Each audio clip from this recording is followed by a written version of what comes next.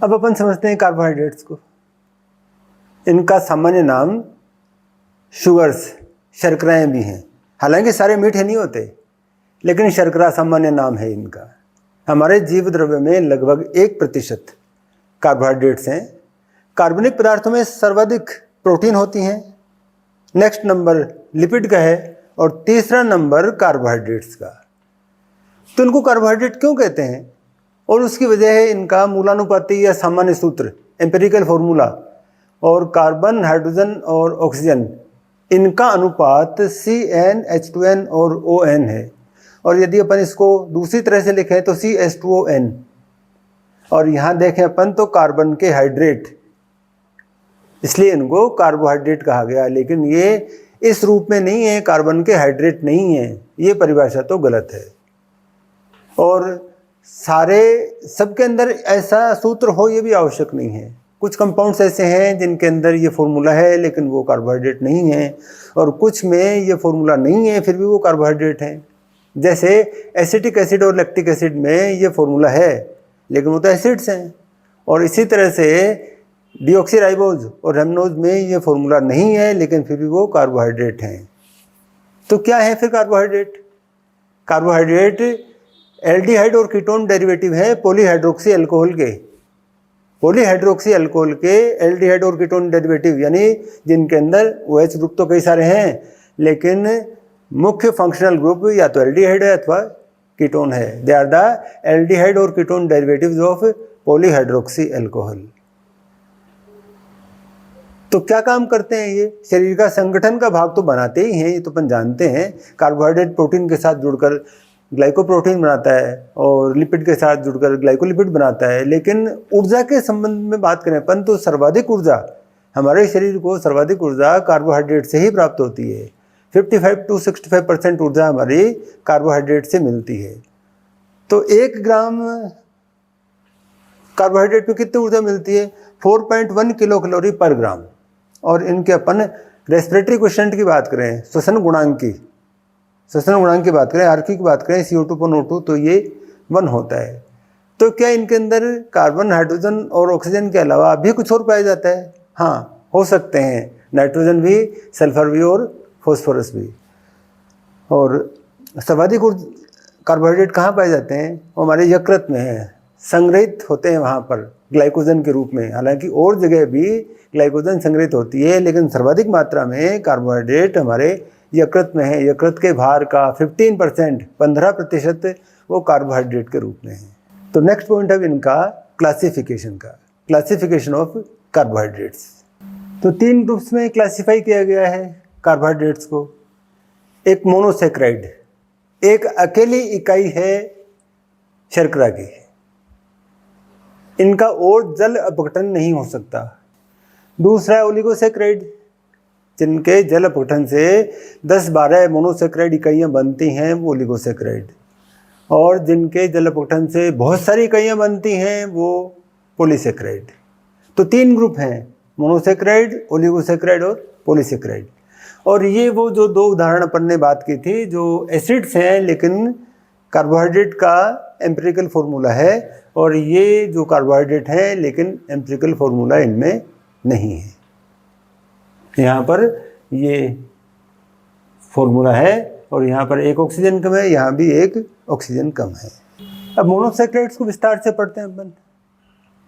तो जैसे इनकी डेफिनेशन है, इनका और जल अपघटन संभव नहीं है, इनका हाइड्रोलाइसिस नहीं हो सकता है। हाइड्रोलाइसिस को पाचन कहते हैं, यानी इनका और पाचन नहीं होता है। सामान्य सूत्र इनका CH2ON है। नाम इनका OSE, ओज में समाप्त होता है। नाम के अंतिम 3 अक्षर आवश्यक रूप से OSE में ही होंगे, जैसे ग्लूकोज है, फ्रक्टोज है, मैनोज है, गैलेक्टोज है।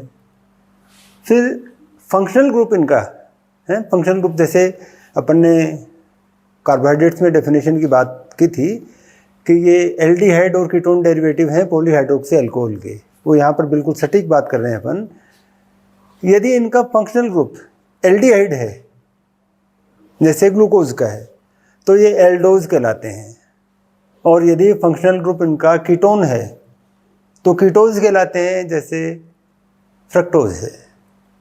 फिर एक और इम्पोर्टेंट, सबसे इम्पोर्टेंट पॉइंट है जो समझने में थोड़ी सी मुश्किल होती है, पोलराइज्ड लाइट, और वो भी मोनोक्रोमेटिक, एक वर्णीय, एक रंग का प्रकाश पुंज, और वो भी पोलराइज्ड ध्रुवीय प्रकाश पुंज जिसका ऑसिलेशन एक डायरेक्शन में है, वो इनके विलीन में से गुजारे अपन। मोनोक्रोमेटिक लाइट इनके विलीन में से पास करें तो उस लाइट का घूर्णन या तो ये क्लॉकवाइज करते हैं या एंटी क्लॉकवाइज करते हैं। यदि क्लॉकवाइज करते हैं तो इनको कहा जाता है स्मॉल डी, कैपिटल डी नहीं, स्मॉल डी, दूसरा चिन्ह है प्लस का, जैसे ग्लूकोज है। और यदि एंटी क्लॉकवाइज करते हैं घूर्णन उसका, तो चिन्ह देते हैं इनको स्मॉल एल या नेगेटिव का, जैसे फ्रक्टोज है, राइबोज है और डीऑक्सीराइबोज है। मोनोसैकराइड्स के मॉलिक्यूल में कितने कार्बन हैं, इसके आधार पर इनका नामकरण है। 3 कार्बन वाले, 3C। अब देखिए एक चीज़, ये लिखने का मतलब और ये लिखने का मतलब डिफरेंट है। इसका मतलब है कि कार्बन नंबर तीसरा जिस मॉलिक्यूल की बात कर रहे हैं उसमें 3rd कार्बन, और इसका मतलब है 3 कार्बन का बना हुआ यौगिक है वो। तो 3 कार्बन के बने हुए कार्बोहाइड्रेट्स ट्राइओज कहते हैं इनको, ट्राइओज, 3 कार्बन के। और उदाहरण है ग्लाइकोलाइसिस में बनते हैं ग्लिसरॉल्डिहाइड 3-फॉस्फेट और डाइहाइड्रोक्सी एस्टोन फॉस्फेट। कहाँ बनते हैं? ग्लाइकोलाइसिस में बनते हैं। 4 कार्बन होंगे तो टेट्रोज, और टेट्रोज के उदाहरण है थ्रियोज और इथ्रोज, और ये बनते हैं HMP शंट में। एक वैकल्पिक बायोकेमिकल पाथवे है HMP शंट, पढ़ेंगे इसको अपन श्वसन में, सेलुलर रेस्पिरेशन पढ़ेंगे इसको अपन, और ये HMP शंट में बनते हैं ये। फिर 5C पेंटोज, और पेंटोज में राइबोलोज और जाइलोलोज, ये भी HMP शंट में बनते हैं, तो इनकी बात भी वहाँ करेंगे। अब इम्पोर्टेंट नेक्स्ट है राइबोज, और राइबोज RNA में तो होता ही है, RNA के अलावा और बहुत सारी इंपॉर्टेंट जगह पर होता है, जैसे NAD में होता है, जैसे NADP में होता है, जैसे ATP में होता है, GTP में होता है। ये जो उच्च ऊर्जा के पदार्थ हैं इनमें भी राइबोज होती है। और डीऑक्सीराइबोज ये तो DNA में होता है, DNA के अलावा नहीं होता ही कहीं। फिर नेक्स्ट है 5C में ही अरेबिनोज, और अरेबिनोज पॉलीमराइजेशन में काम आता है, हेमीसेल्युलोज में और पेक्टिन्स में पाया जाता है। फिर फ्यूकोज है, और फ्यूकोज ये ग्लाइकोप्रोटीन बनाता है। ये फ्यूकोज पेंटोज शुगर ये जुड़कर प्रोटीन के साथ जुड़कर ग्लाइकोप्रोटीन बनाता है। और इस तरह से लक्सोज, ये लक्सोज हार्ट मसल्स में, हृदय की पेशियों में पाया जाता है। फिर 6 कार्बन होने पर हेक्सोज कहलाते हैं, और हेक्सोज में से ग्लूकोज है, कॉमन नाम है इसका ग्रेप शुगर। फ्रक्टोज है, कॉमन नाम है इसका फ्रूट शुगर, जो सारे कार्बोहाइड्रेट्स में सबसे मीठा है। फ्रक्टोज सबसे मीठी शुगर है। फिर गैलेक्टोज और मैनोज, और ये भी ग्लाइकोप्रोटीन बनाते हैं। ये फ्री नहीं मिलते, ये ग्लाइकोप्रोटीन बनाते हैं। फिर नेक्स्ट है हेप्टोज, 7C वाले हेप्टोज कहलाते हैं, और हेप्टोज के उदाहरणों में सेडोहेप्टिलोज 7-फॉस्फेट, ये तो HMP शंट में बनता है, और सेडोहेप्टिलोज ये प्लांट्स में पाया जाता है। इस प्रकार कितने कार्बन है उसके आधार पर ये शर्कराओं के नाम हैं। अब एक इम्पोर्टेंट बात यह है कि हेक्सोज को मोनोसैकराइड्स का प्रतिनिधि मानते हुए मोनोसैकराइड के गुणों को समझते हैं। केमिस्ट्री में कार्बोहाइड्रेट की प्रॉपर्टीज़ को समझने के लिए हेक्सोज का उदाहरण लिया गया है, ग्लूकोज, फ्रक्टोज, इनका उदाहरण लिया गया है। अपन भी हेक्सोज के उदाहरण से कार्बोहाइड्रेट्स की दूसरी प्रॉपर्टी और समझते हैं। मोनोसैकराइड्स को समझने के लिए अपन हेक्सोज को उनका प्रतिनिधि मान लेते हैं, और हेक्सोज को समझने के लिए अपन ग्लूकोज को प्रतिनिधि मान के बात करते हैं। तो ये ग्लूकोज है, इसके आधार से अपन सारे मोनोसैकराइड्स को समझने की कोशिश करते हैं। ये ग्लूकोज है, 6 कार्बन का कंपाउंड है, C6H12O6। इसमें ये कार्बन नंबर 1 अपन जानते हैं, जिस पर कीटोनिक ग्रुप होता है तो कार्बन नंबर 1, या फिर नेक्स्ट एल्डिहाइड ग्रुप। और कार्बन नंबर 6 पर CH2OH है। कार्बन नंबर 6 इस तरह का है, कार्बन नंबर 1 इस तरह का है, और बाकी सब पर एक तरफ H और एक तरफ OH, बाकी 2 से लेकर 5 तक H और OH। लेकिन इनका डायरेक्शन फिक्स है, जो बाईं तरफ है वो बाईं तरफ है, जो दाईं तरफ है वो दाईं तरफ है। ऐसा नहीं हो सकता कि दाईं वाले को बाईं कर दें, बाएं वाले को दाईं कर दें। ये एक डायग्राम फिक्स है। जैसे कार्बन नंबर 2 पर OH इधर है, 3 पर इधर है, 4 पर इधर है, 5 पर भी इधर है। ये फिक्स है पोजीशन। अब एक इंपॉर्टेंट बात है कि ग्लूकोज जितनी देर किसी विलयन में श्रृंखला के रूप में रहता है, उतनी देर रिंग के रूप में रहता है, वलय के रूप में रहता है। तो वलय होता तो ऐसा है, लेकिन बनता कैसे, इसको समझाने के लिए ये डायग्राम है बीच में। किस तरह से कार्बन नंबर 1 और 5 के बीच में, कार्बन नंबर 1 और 5 के बीच में बॉन्ड बना, ऑक्सीजन बीच में आई, इसका एक H तो यहाँ शिफ्ट हो गया कार्बन नंबर 1 पर, तो कार्बन नंबर 1 पर हो गया CHO की जगह हो गया CHOH, एल्डिहाइड ग्रुप की जगह हो गया H और OH। और कार्बन नंबर 5 का ये ऑक्सीजन ये बीच में आ गया, कार्बन नंबर 1 और 5 के बीच में बॉन्ड बन गया, बीच में ऑक्सीजन है। यहाँ समझे अपन, क्योंकि यहाँ पर कार्बन नंबर 1 और 5 के बीच में इतनी दूरी है कि बॉन्ड ऑक्सीजन की सहायता से बन नहीं सकता, तो इसलिए इसको मुड़ना पड़ा। जो सीधी श्रृंखला थी वो मुड़ गई, ऑक्सीजन बीच में आ गई है। ये ऑक्सीजन कार्बन नंबर 1 2 3 4 5 और ये कार्बन नंबर 6, इस पर ये कार्बन नंबर 1 पर H और OH, इस पर CH2OH। अब इसमें ध्यान देने की बात यह है कि जो OH या जो ग्रुप इसमें दाईं तरफ है वो तो नीचे की तरफ आएंगे, और जो बाईं तरफ है ऊपर की तरफ जाएंगे। जैसे यहाँ पर कार्बन नंबर 3 का OH बाईं तरफ है तो 3 का तो ऊपर चला गया, और कार्बन नंबर 2 और 4 के दाईं तरफ है तो नीचे आ गए, 2 और 4 के नीचे की तरफ आ गए। ये नियम है, इसमें अपन अपनी मर्जी से कुछ नहीं कर सकते, ये बायोकेमिस्ट्री के नियम है।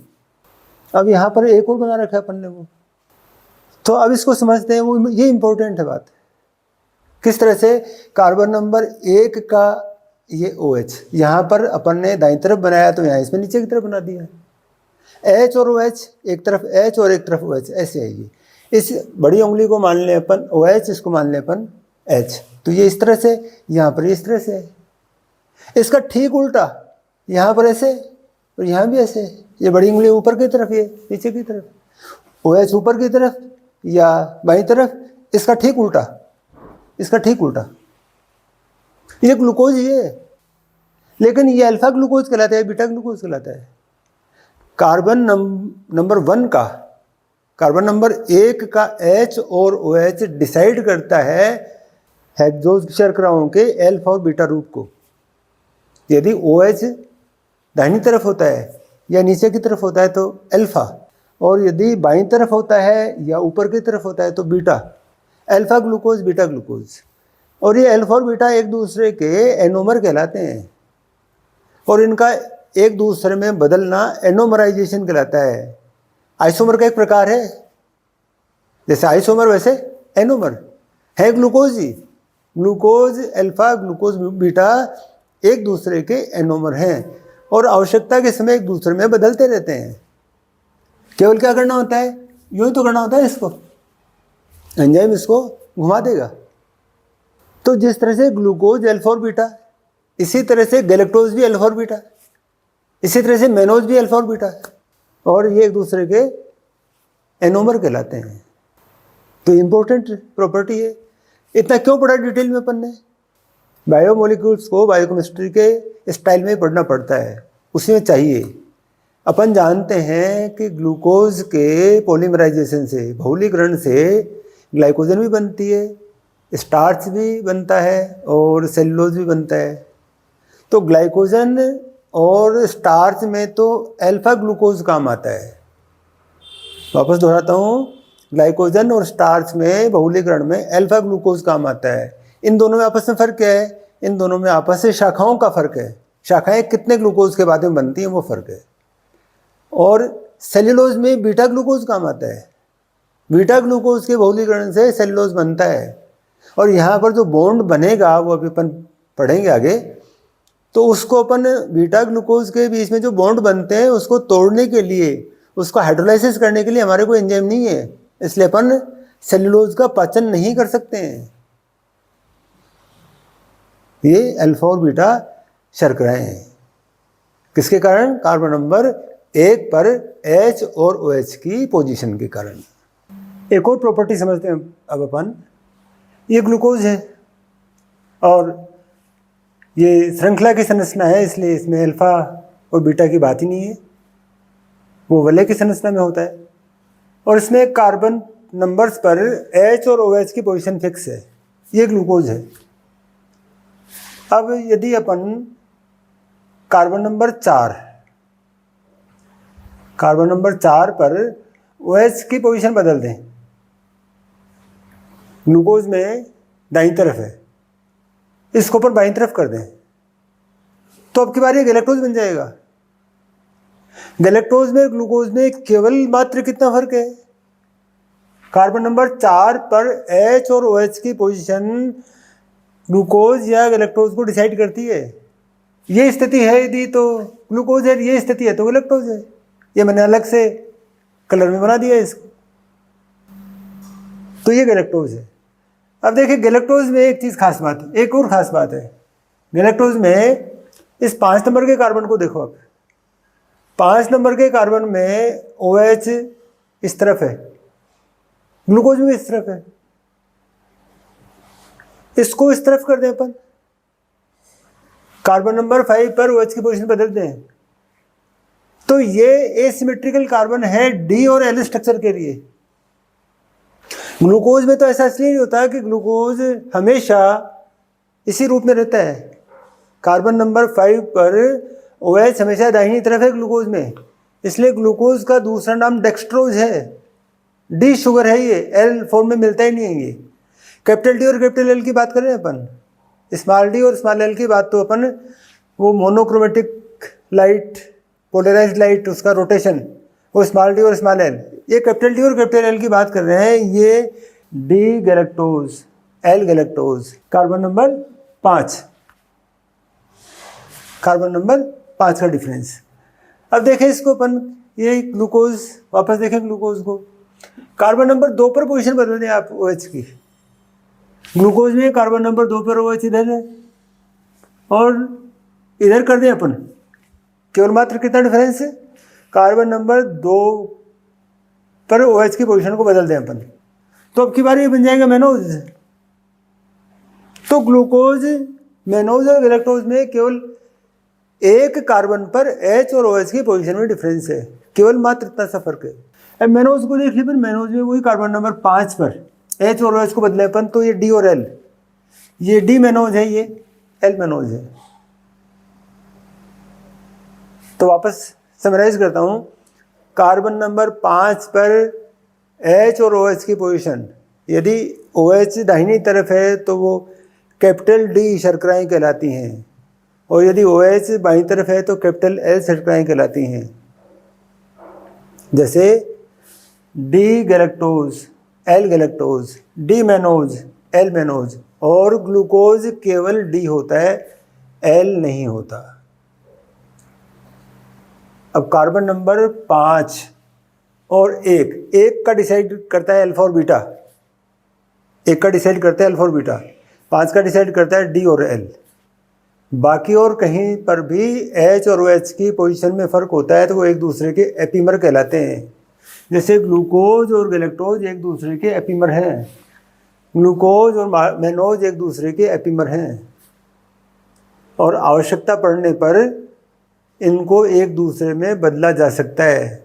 क्रिया कहलाएगी एपीमराइजेशन।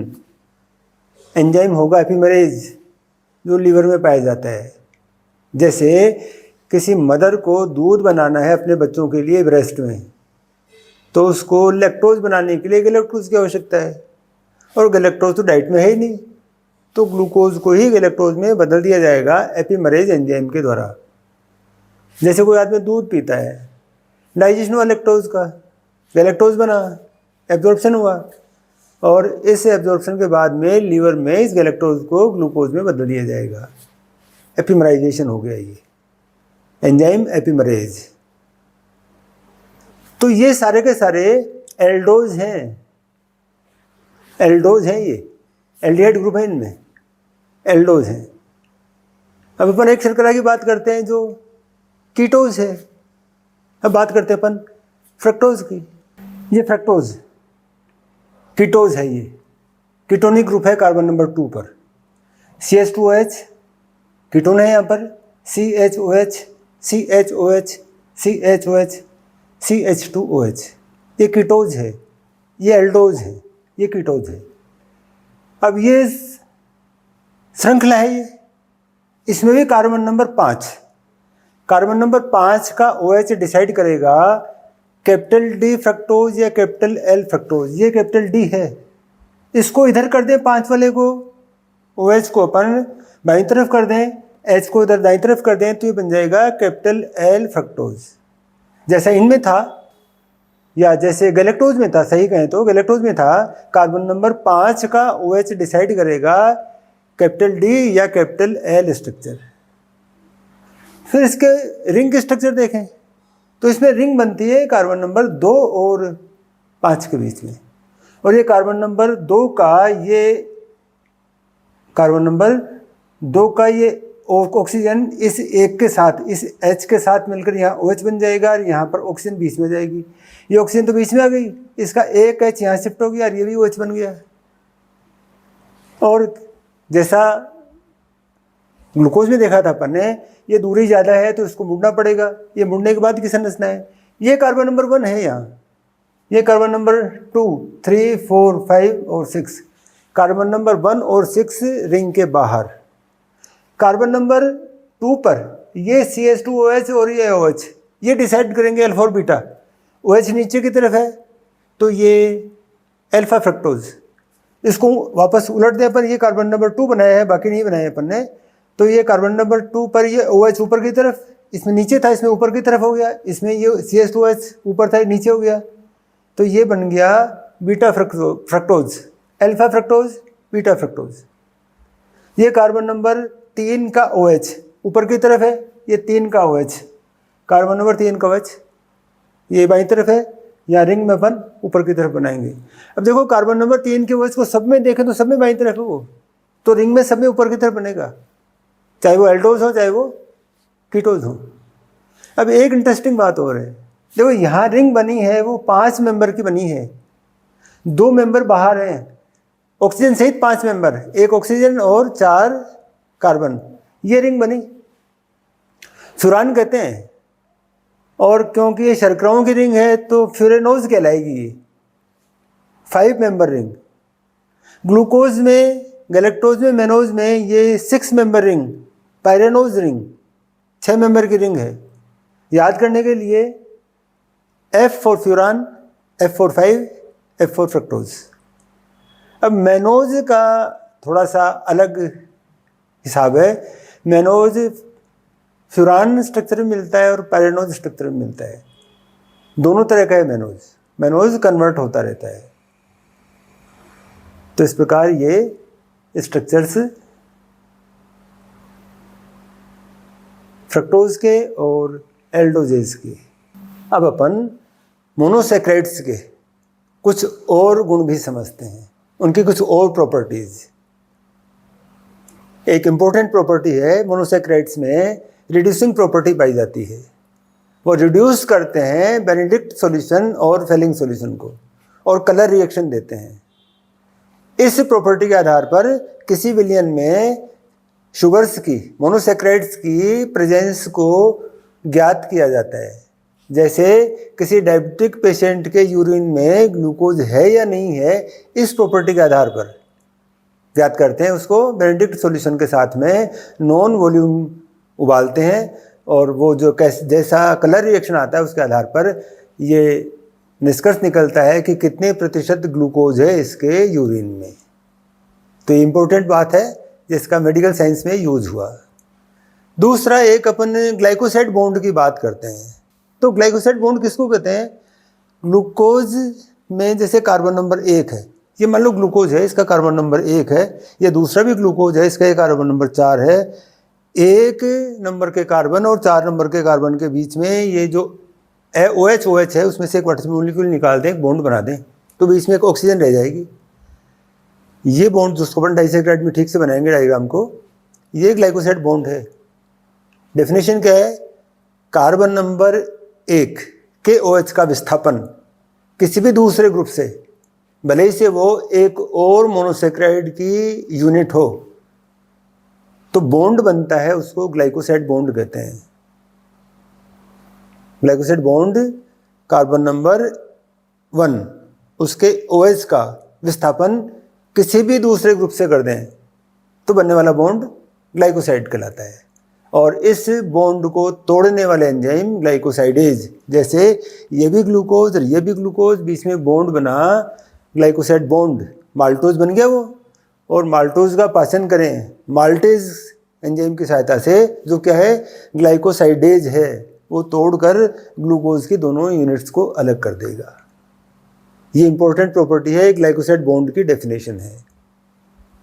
अब यदि अपन कार्बन नंबर 1 पर पोजीशन देखें, कार्बन नंबर 1 पर यहाँ पर जैसे एक और अपन ग्लूकोज बना दें, तो ये कार्बन नंबर 1 हो गया इसका।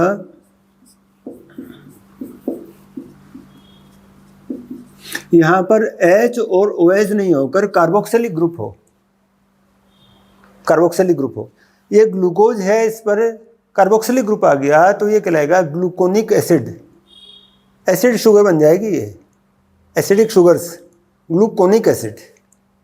और यहाँ नहीं होकर यदि कार्बन नंबर 6 पर है कार्बोक्सिलिक ग्रुप, तो एक और तरह की acidic sugar glucuronic acid. Carbon number 1 पर होने से ग्लूकोनिक एसिड, कार्बन नंबर 6 पर होने से ग्लूकोरोनिक एसिड, ये एसिडिक शुगर्स हैं। अब मान लो कार्बन नंबर 6 पर यहाँ पर इसकी जगह एक फॉस्फेट जुड़ जाए, फॉस्फोरिक एसिड क्रिया करके, फॉस्फोरिक एसिड के आयन को फॉस्फेट कहते हैं, तो फॉस्फेट जुड़ जाए तो ये ग्लूकोज 6 फॉस्फेट होगा, ये फॉस्फेट शुगर है, फॉस्फेट शुगर्स। और यहाँ पर यदि सल्फेट जुड़ जाए तो sulphate sugar, phosphate sugar, sulphate sugar. जैसे फ्रक्टोज से जुड़ जाए तो फ्रक्टोज 6 फॉस्फेट। अब यदि कार्बन नंबर 2 पर, यहाँ पर ये कार्बन नंबर 2, यहाँ पर जो H और OH था, इसके साथ में एक वाटर मॉलिक्यूल नहीं निकाल दें तो NH2 बच जाएगा। यहाँ पर ये NH2, ये बेसिक शुगर, ये क्षारीय शर्कराएं हैं, ग्लूकोसामीन, ये बन जाएगा ग्लूकोसामीन, एक बेसिक शुगर। और यदि इस अमीनो ग्रुप से एस्टाइल ग्रुप भी जोड़ दें तो बन जाएगा N acetyl glucosamine, N acetyl glucosamine. क्यों पढ़ रहे इतनी डिटेल? काइटिन पढ़ते हैं अपन, एक्सोस्केलेटन होता है, आर्थ्रोपोड्स में बहुत इंपॉर्टेंट है एक्सोस्केलेटन, काइटिन से बना हुआ एक्सोस्केलेटन।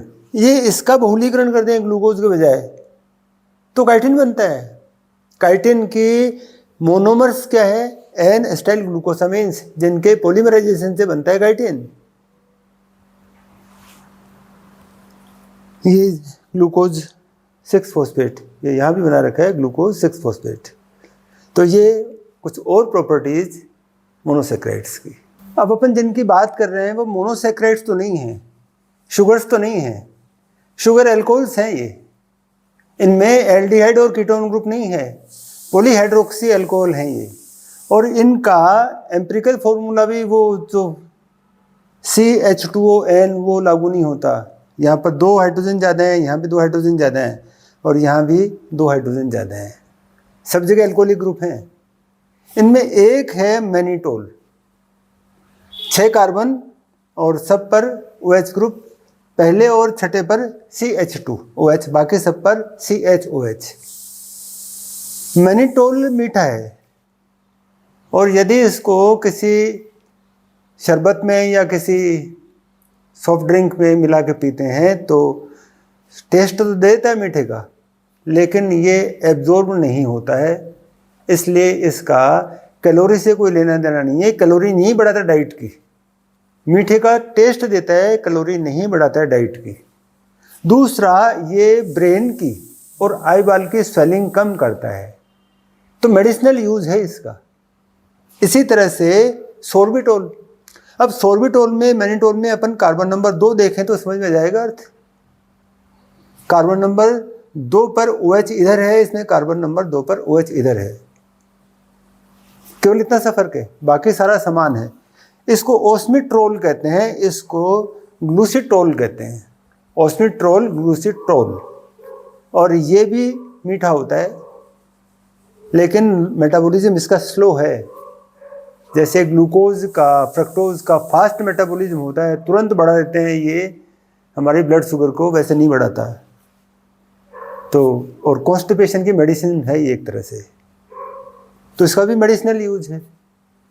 और तीसरा है ग्लिसरॉल, ग्लिसरीन के नाम से जो मिलता है, और इसमें ये इसको ग्लिसरल्डिहाइड का अल्कोहल कहेंगे, इनको ग्लूकोज या फ्रक्टोज का अल्कोहल कहते हैं, इसको ग्लिसरल्डिहाइड का अल्कोहल कहेंगे, क्योंकि इसमें यदि यहाँ पर एल्डिहाइड ग्रुप हो जाए तो ग्लिसरल्डिहाइड हो जाएगा ये।